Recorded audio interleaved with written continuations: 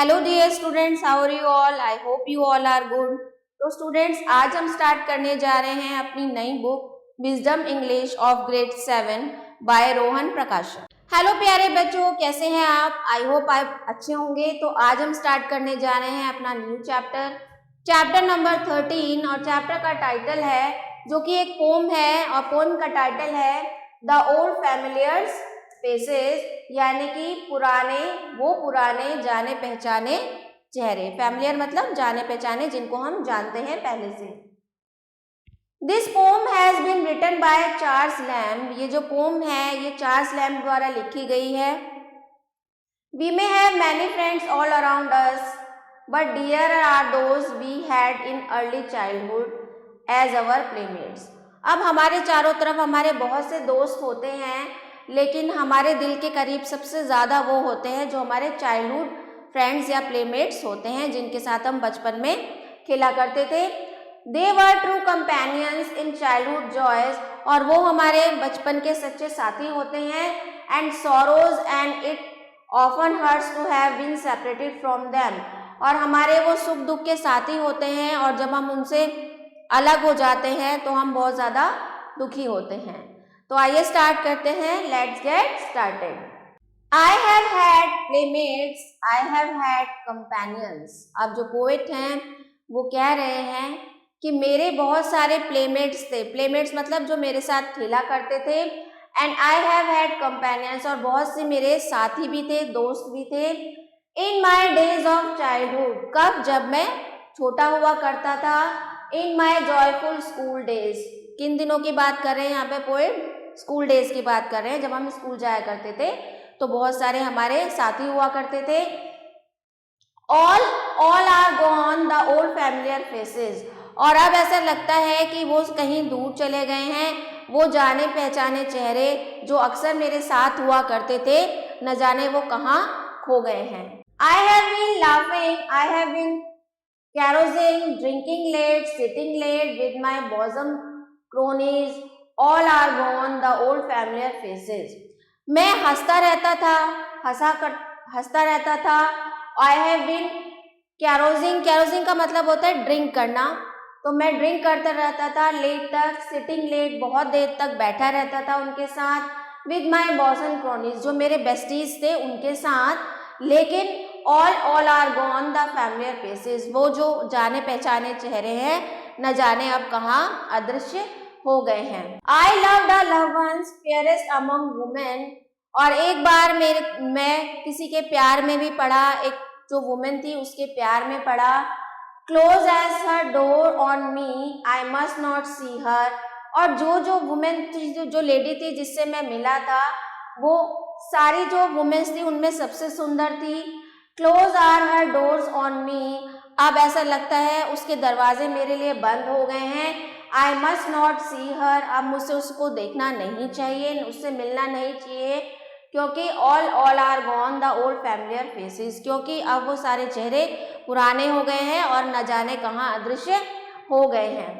I have a friend, a kinder friend has no man, और मेरा एक दोस्त हुआ करता था, और उसके जैसा काइंडर दोस्त कोई भी नहीं था, मतलब उसके जैसा कोई नहीं था।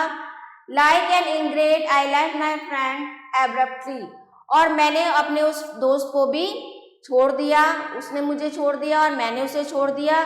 Left him to muse on the old family faces, और मैंने उसको छोड़ दिया और उसने भी मुझे छोड़ दिया, और वो सारे पुराने चेहरे अब अदृश्य हो गए हैं। Ghost like I pace round the haunts of my childhood, और मैं जो हूँ अब, क्योंकि मैं बूढ़ा हो चुका हूँ, तो मेरे जो वो बचपन के दिन थे जहाँ पर मैं अपने दोस्तों के साथ खेला करता था, अपने प्लेमेट्स के साथ, उस जगह पे मैं एक घोस्ट की तरह, एक भूत की तरह भटकता हूँ, उनको ढूंढते हुए कि शायद मुझे वो कहीं दिखाई दे जाएं।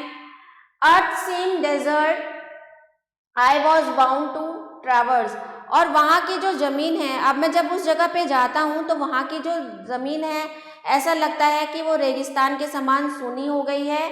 Seeking to find the old familiar faces, और मैं कोशिश करता हूँ कि शायद मुझे वो पुराने चेहरे वहाँ देखने के लिए मिल जाएं। फ्रेंड ऑफ माई बॉजम दो मोर देन अ ब्रदर, और मैं उसको ढूंढने की कोशिश करता हूँ, मेरा एक दोस्त हुआ करता था जो मेरे इतने क्लोज था जैसे कि मेरा भाई है। वाई वर्ड नॉट दो born in my father's dwelling, और जिसको मैं ऐसा सोचता था कि क्यों उसने मेरे ही मतलब मेरे रियल ब्रदर बन के जन्म नहीं लिया। So might we talk of old familiar faces, जिससे कि हम उन पुराने दिनों के उन पुराने लोगों के बारे में आपस में बात कर सके। तो मैं अपने उस दोस्त को ढूंढता हूँ। How some they have died, लेकिन क्या होता है कि मुझे कोई भी नहीं दिखाई देता।